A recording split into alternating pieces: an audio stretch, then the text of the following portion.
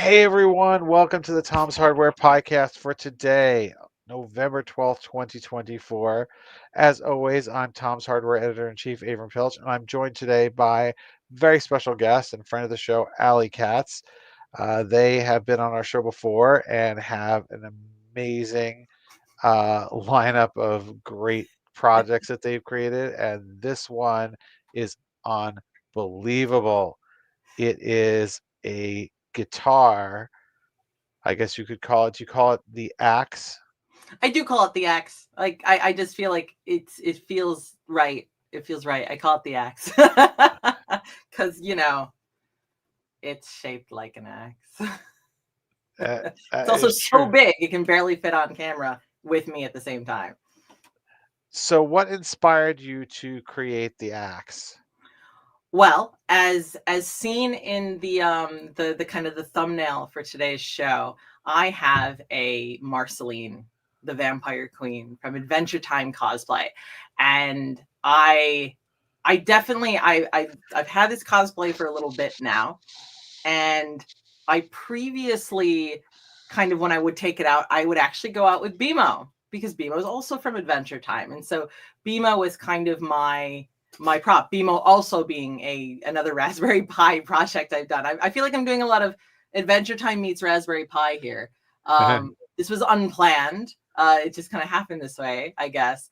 But the thing is as much as BMO and Marceline can totally hang, Marceline has a prop, has an incredible prop, and it's this enormous red axe-shaped bass guitar that in the show she plays and sings with. Like there's Adventure Time is by no means a musical, but it has a handful of songs in it, and she probably has like 10 or so throughout the 10 season run of this TV show.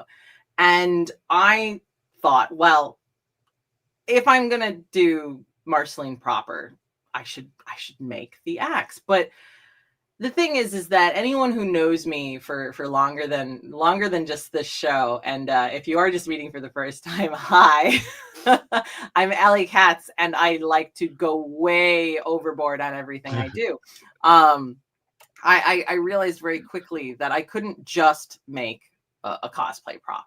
That just clearly is not challenging enough for me. I need something that does something too. And the thought that I had to myself was, boy, wouldn't it be cool if I could go to a convention and cosplay as Marceline and put on live performances as the character? What if I could do this thing? But here's the catch, dear viewers. I cannot play the bass. I can't play the guitar. I can't play any stringed instruments at all, or maybe any musical instruments with the possible exception of my voice. But we're not gonna go into that. So how do you solve the problem of I want to put on live performances and I can't play the instrument? Well, I have a different skill set, and I thought I would put that one to use instead. And the result is excellent. In fact, I realized that I've plugged it in, but I hadn't actually fully booted it up because if I lift this up a little bit so you can actually see it, we've got a live switch here that Ah, is important to actually making this work. And I'm just gonna we are powered up. I was gonna say I'll get to that. I'll get to that shortly. I feel I like to think that probably at least most of the people watching this have probably watched the YouTube build video, so they already know all the secrets. But maybe not everyone has seen it. So I will get to the secrets. But yeah. now that I've flipped the switch, we can see if this will in fact do what it's supposed to do. In the garden, you'll find something waiting right there where you left it, lying upside down. When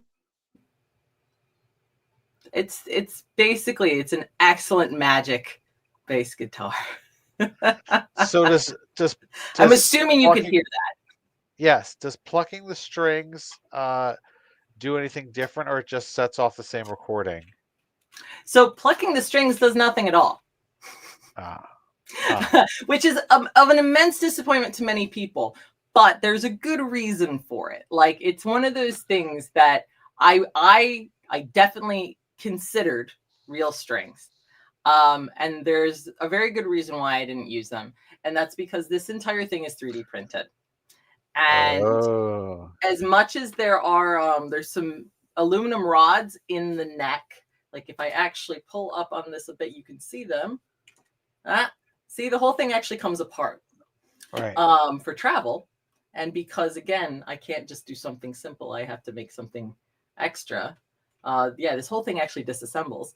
And because of that, the tension of real strings, I just don't trust to not break this. Right. So going with just like nylon was the safe bet. And again, the fact that it cannot play anyway. There's no real pickups in this. Yeah.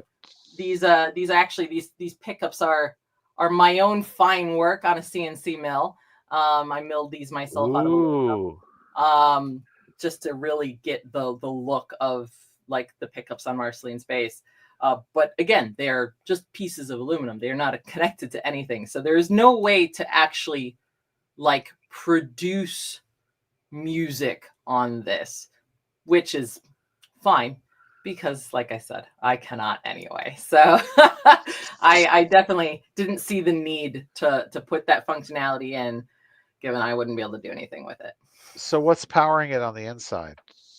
Oh, well, see, and this is the fun part, because for anyone who doesn't know what's coming, this is always the bit that makes people just go a little bit crazy, because obviously this is the back, which you don't usually see until I do. I'm gonna move over a little bit so the mic isn't blocking it, until I do the magic flipperoo and I lift the secret back sliding panel, which now reveals we've got the full pie experience, basically. So inside this, I'm not gonna lie, this isn't light. This definitely has a bit of heft to it. Is a Pi 5, complete with touchscreen, so we can actually like you can basically, the neck has 5 songs in it that are specifically programmed to Marceline songs, so that I can again do that kind of live performance thing whenever Right. I want. But the rest of the time, I kind of just felt like it would be an incredible waste to just have 5 songs on this. Like, that feels boring. So in using a Pi 5, I am able to do like this. This is now a computer. This is now a full-fledged computer. So I have used it to play Spotify, which it does without breaking a sweat. You can play Doom on this, also without a whole lot of issue. This is actually the thing that I had to laugh at the most, because of course, if you make something and put it on the internet with a screen, you will be asked if it can play Doom.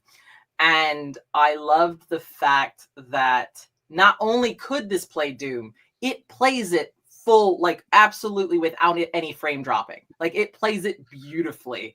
Like, and my understanding is that compared to the Pi 4, this thing cooks. So it absolutely has no issues at all. I'm seeing that I have not actually gotten to, I haven't gotten my hands on the new touch display 2 at all. So I'm really curious about what makes it different, because BMO's face is the original touch display. This is not. This is actually just a third party, which unfortunately I needed to go with because I needed it to be as thin as possible, because as you can see, like, this is, we're limited in space. There's only so much space in here, and because I didn't want this to be even more so the thickest guitar in all of mankind, which I think it might be. This is a full like 10 centimeters thick, which is way, way fatter than any real guitar.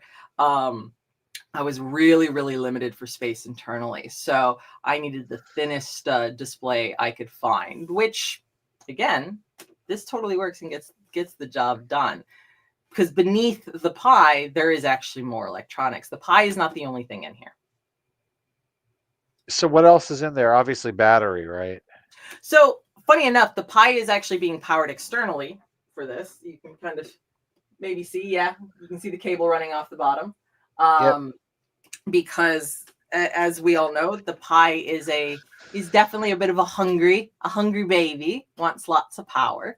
And I didn't want to have the speakers be competing with the Pi for power. In fact, actually, this is how I started it this way, just powering speakers off of the Pi.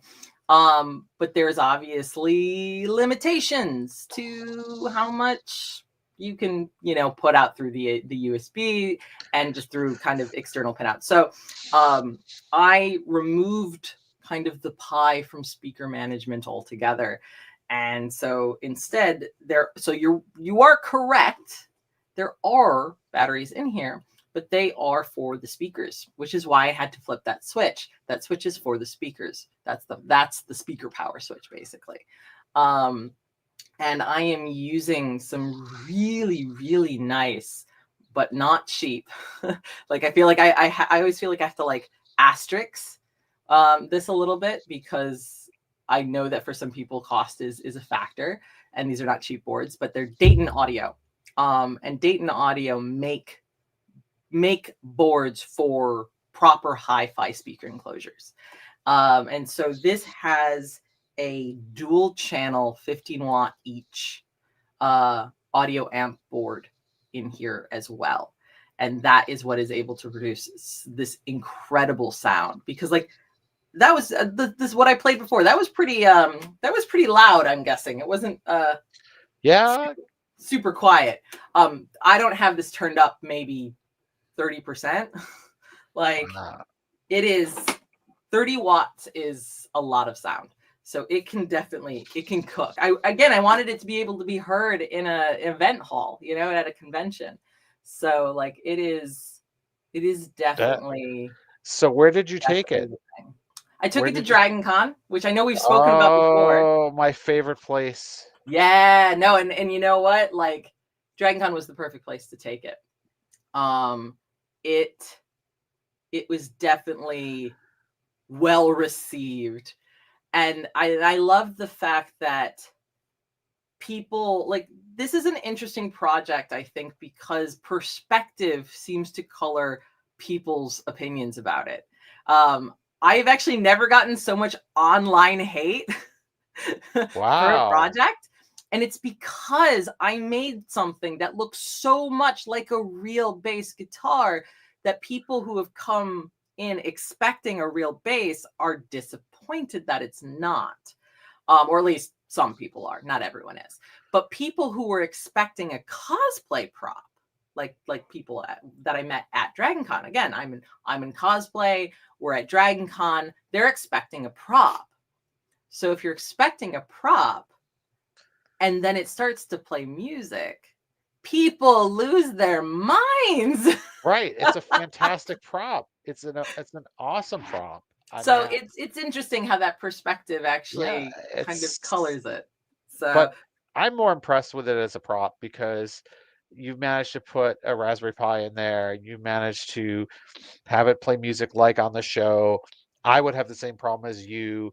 I can't play anything, not with my voice, not with any instrument. I have a tinfoil ear, so I definitely would do what you did. I mean, that is just awesome. So, what is it printed in? Like, what material did you use to print it? This is like probably one of the number one questions I get, and I love the fact that every time I say it, people are like, "What? It's PLA," but it is a special PLA. It is Cos PLA. Cos. Yeah, no, it's Cos PLA. It's Polymaker. So Polymaker started making this Cos PLA, which they actually make two different types. which is kind of interesting. This is type A, which is easier post-processing, and versus type B, which is supposed to be stronger.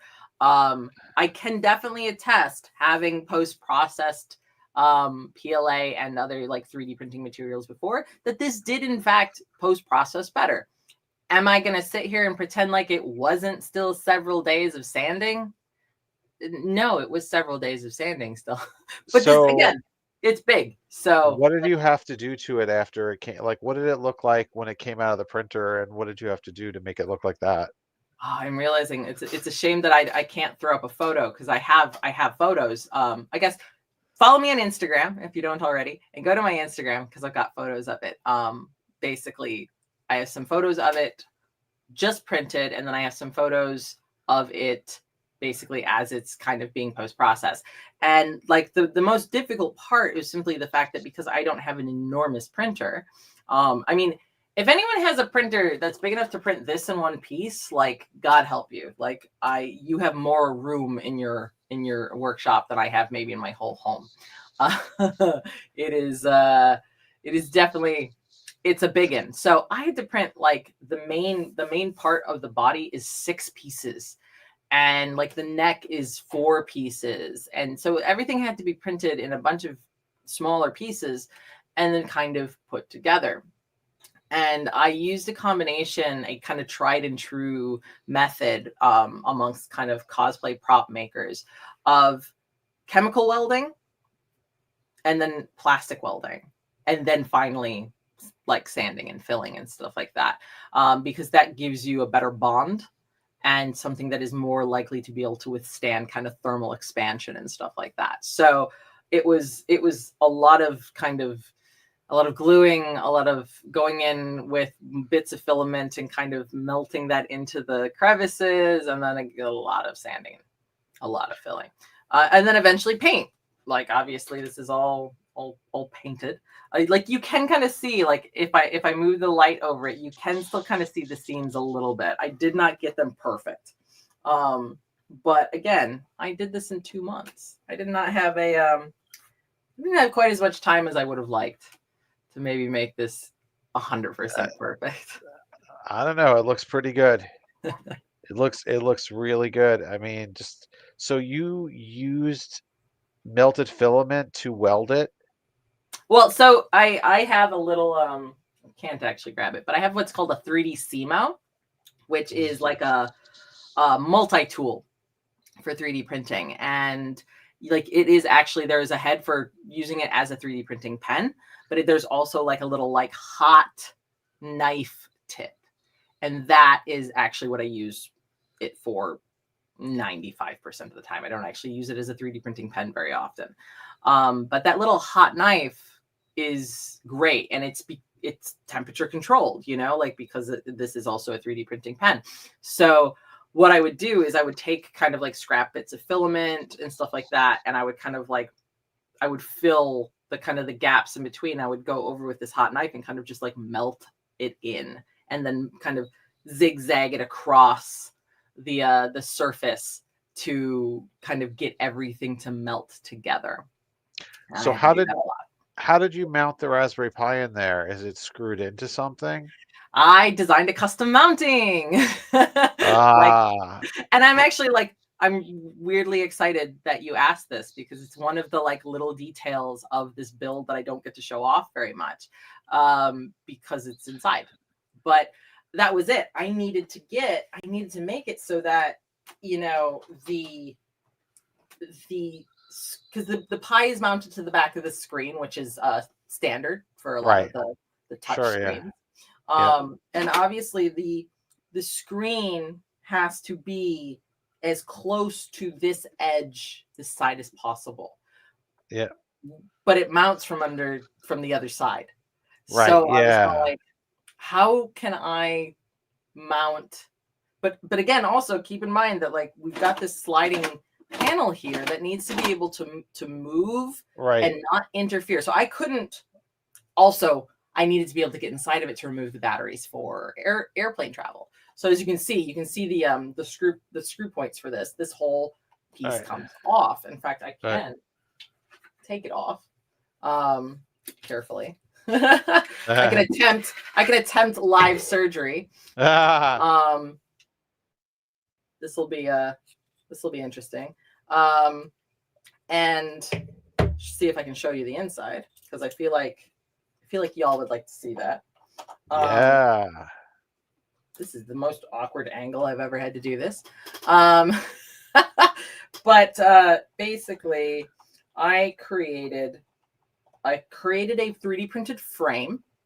Oh, you can still see me. Sorry, it's like yep. I disappeared off of my camera screen, which I might need to poke to wake up. But you can still see me, so that's really all that matters. Yes, definitely. I created a little custom frame that the pie kind of screws onto, and then, or rather, not that the pie screws onto, that the display screws onto, and then the frame attaches to some, like, basically little stilts that suspend it above the other electronics, because I had to Tetris everything in here, because what is actually taking up, let's move over to the other side, what's actually taking up the majority of the space internally is the speaker enclosures, because to get really good sound, you need speaker enclosures. This is actually one of maybe the biggest lessons that I've taken from my BMO project after the fact. BMO, I love BMO, but BMO sounds terrible. Right. BMO doesn't sound great. And I now understand that the reason why is there's no enclosures for the speakers in her little head. They're just kind of like the sound is basically just kind of bouncing around in there with the pie and all the other electronics. And you need that enclosure to kind of amplify the sound. So potentially a future BMO upgrade might be little speaker enclosures. All right. There we go. All right. Let's see. So back panel comes off like so. And you can actually, if I carefully kind of turn this around, you can kind of see the back of the panel mechanism.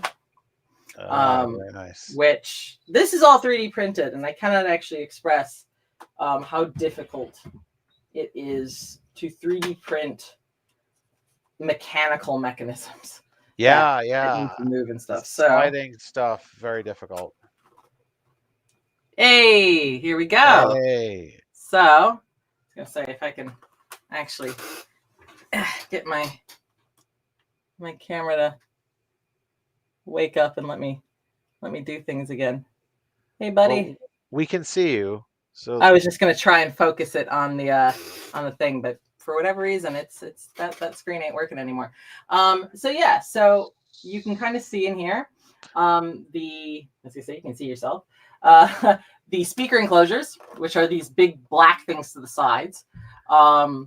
The display, and with the pie kind of subsequently beneath it. And then you can kind of see the batteries for the speakers below it. But the audio board is completely obscured by the pie.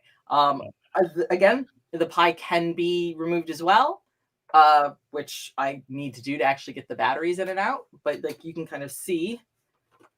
Hey, I was gonna say, I know this guy. It's a great guy. I was gonna say, this guy also does some really awesome electronics projects. I feel like he would be very well placed on the show as well. Anytime. But yeah, you can kind of see we got the screws in the corners, and these are actually where this frame mounts onto the little stilts beneath them.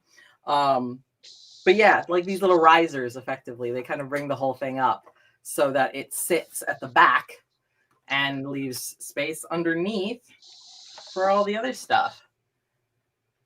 Let's see, the strings like to constantly like ping out of place whenever I'm fussing around with it.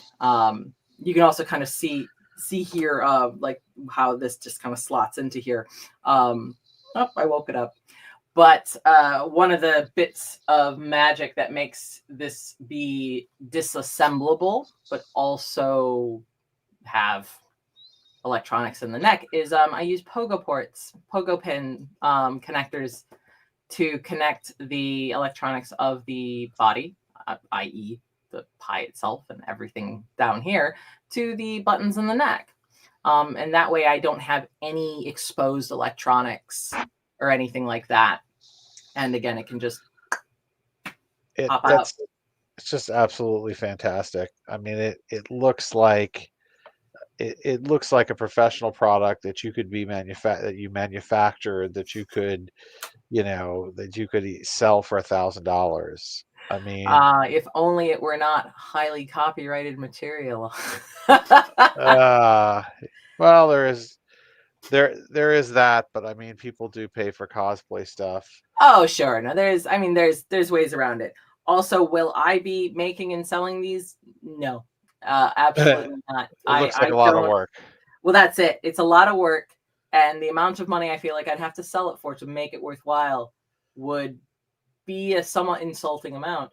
But also, I just don't want to.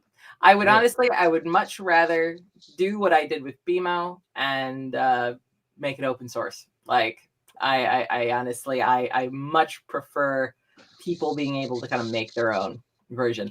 At this moment in time, I have not released the files, and this is more than anything is a time constraint issue. Just I haven't had time to actually go in and clean up the models and make sure that they're like good and usable by other people. I feel like it's not far. I should be able to do this, to like get it to that state. But I don't want to say it definitively. I don't want to be like, yes, this is going to be a fully open source and you can make your own 100%. Yes.